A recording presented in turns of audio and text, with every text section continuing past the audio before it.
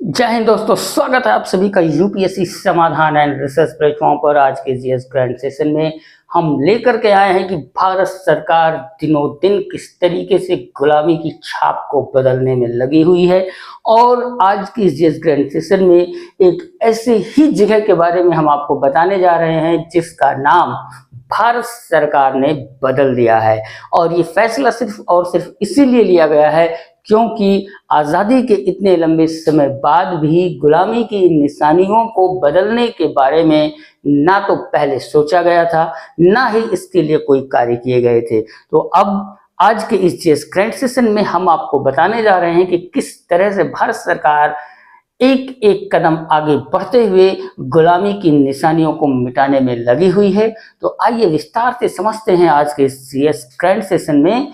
सबसे पहली बात तो ये कि केंद्र सरकार ने ये फैसला लिया है कि पोर्ट ब्लेयर, जो कि अंडमान एंड निकोबार की राजधानी है, उसका नाम बदल करके अब श्री विजयपुरम रखा गया है। क्यों रखा गया है? क्योंकि स्वतंत्रता संग्राम में जो जीत भारत को मिली उसमें अंडमान और निकोबार की सबसे बड़ी या अद्वितीय भूमिका रही है। दूसरी बात ये कि ये गुलामी की निशानी है। जो नए नए नाम पोर्ट ब्लेयर जो ब्रिटिशर्स के द्वारा या मुगलों के द्वारा भारत के स्थानों के नाम रखे गए थे, वो नाम आज भी गुलामी की पहचान को बताते हैं। तो भारत सरकार ने ये फैसला लेते हुए पोर्ट ब्लेयर का नाम बदल करके श्री विजयपुरम रखा है। और साथ ही ये गुलामी की निशानी होने के साथ साथ एक औपनिवेशिक छाप भी है जो भारत पर आज़ादी के इतने लंबे समय बाद भी पड़ी हुई है। तो अब पोर्ट ब्लेयर का नया नाम हो गया है श्री विजयपुरम। आगे दूसरी बात यह है कि यह क्षेत्र जो कभी चोल साम्राज्य दक्षिण भारत के एक महान साम्राज्य में से एक माना जाता था।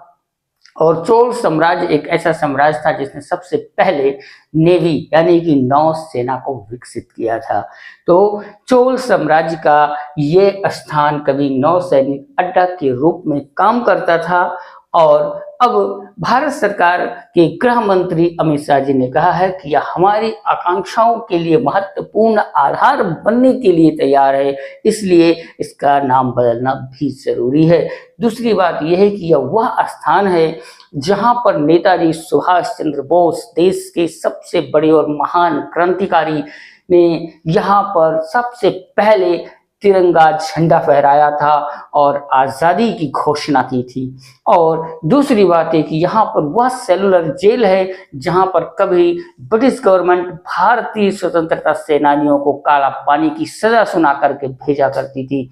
और उससे भी बड़ी बात है कि भारत के महान स्वतंत्रता सेनानी वीर सावरकर भी यहाँ पर अन्य स्वतंत्रता सेनानियों के साथ स्वतंत्रता के लिए संघर्ष किए थे।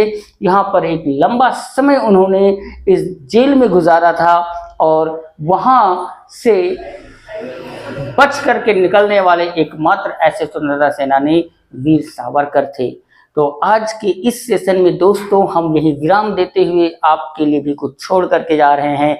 भारत से गुलामी की छाप, उसकी निशानियों को मिटाना कितना हद तक सही है, इस पर आपकी क्या राय है? कमेंट बॉक्स में कमेंट के जरिए आप अपने विचार हम तक जरूर पहुंचाएं। आपके विचारों का बहुत बहुत स्वागत है। तो दोस्तों सेशन को यही विराम देते हुए आपसे विदा लेना चाहूंगा। तब तक के लिए आप व्यस्त रहें, मस्त रहें और अपनी पढ़ाई जारी रखें जब तक आप यूपीएससी क्रैक नहीं कर लेते हैं। तो दोस्तों फिर मिलेंगे अगले नए जीएस ग्रैंड सेशन में नए टॉपिक के साथ। जय हिंद।